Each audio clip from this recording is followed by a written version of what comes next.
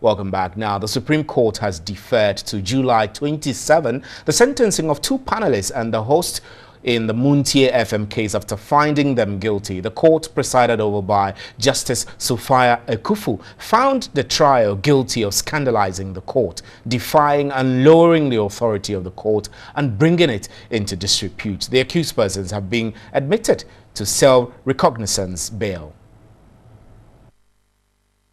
Security was tight at the Supreme Court premises.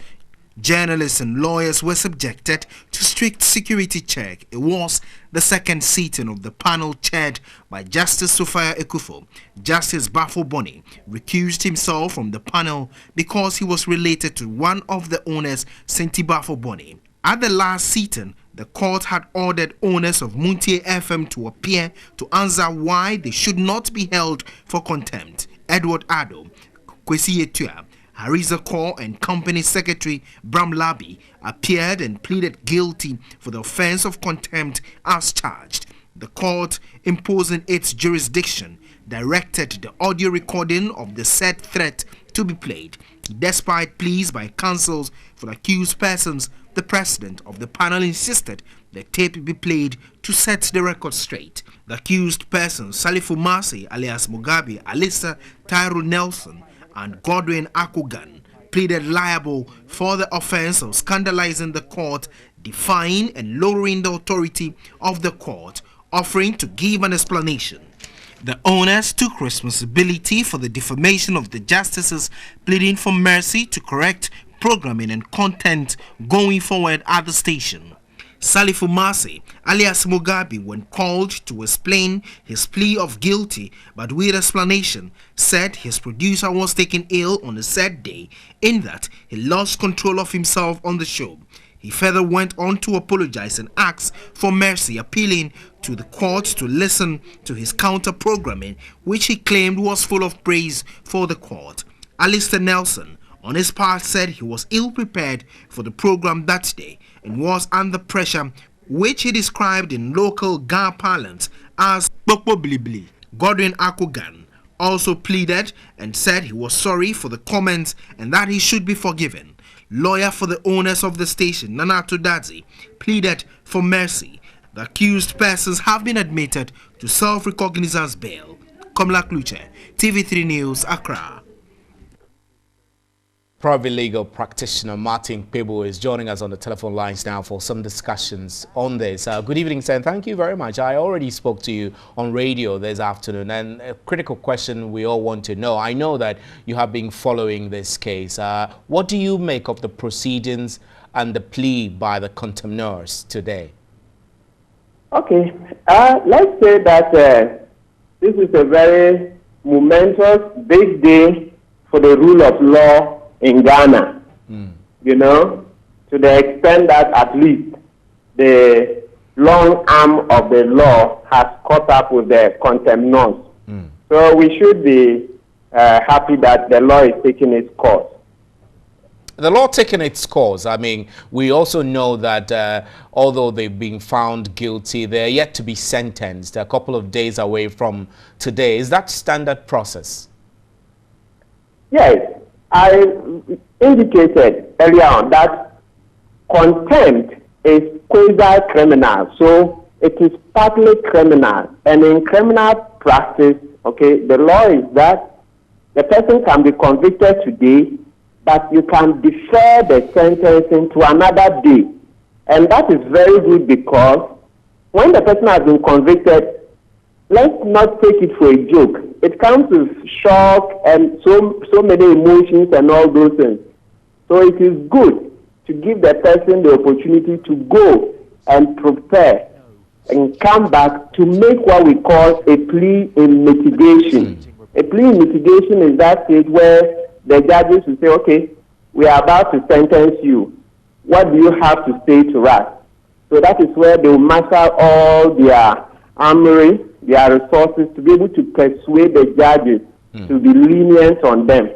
Also, between now and that sentencing date, they can do many other things to show they are remorseful. They may render another apology. They may do some community service. So many things that they can do to show that they really are sorry for what they've done. I see. So all of this they will be awarded marks for it, so to speak, when it comes to the sentence. So that makes me wonder, on the day of sentencing, what is the procedure going to be like? Will they be given a chance to present new evidence? For example, if they've been doing community service in order to mitigate their sentence, will the court allow for these things to be openly put before court?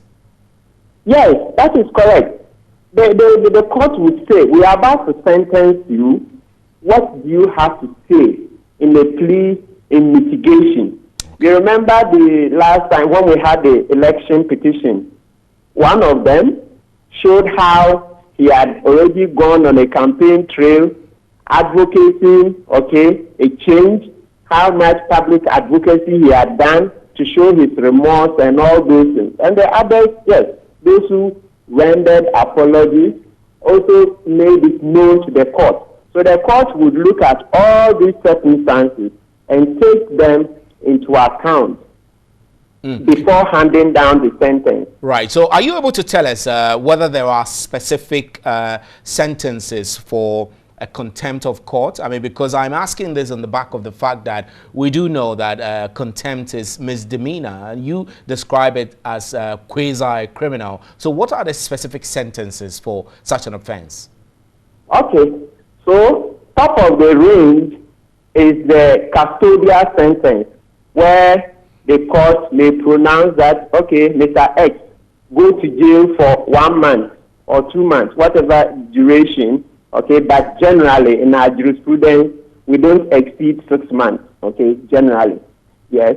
Then, believe that we have fines, so they can be fined, so where they will pay money, and the money goes into the consolidated fund to be used for development.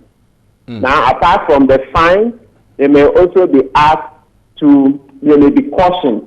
So the court gives you a formal warning that, look, let this be the first and last. That's what we popularly call the wagging of the judge's finger at the contemnor. Right. Okay. Yes. So these are the main charges that, the main sentences that could be preferred against these two, especially in light of the fact that we are in an election year and journalists have been cautioned to be circumspect with what they put on air, not to engage in ethnic slurs and all the other things that are likely to incite violence one way or the other. Would you say that you are expecting that there will be harsher sentences for these two, in a way to make a strong statement to journalists who might follow suit or presenters who might take the law into their own hands and speak? Harsh, because you see, if the sentence is that harsh, what it does is that it will further polarize this country, because of the political undertones it has. So generally, to the extent that even in the court of public opinion, these people have been convicted and sentenced already, I'm expecting that it won't be that harsh. Because, we need to bring this matter to a closure and move on. You see, this is one issue that has brought all of us together in a sense to condemn them. So having achieved a unity of purpose, we need to end this somewhere near so that it doesn't travel further down the line, because you see how it has now taken a political dimension. That's one party against the other. No.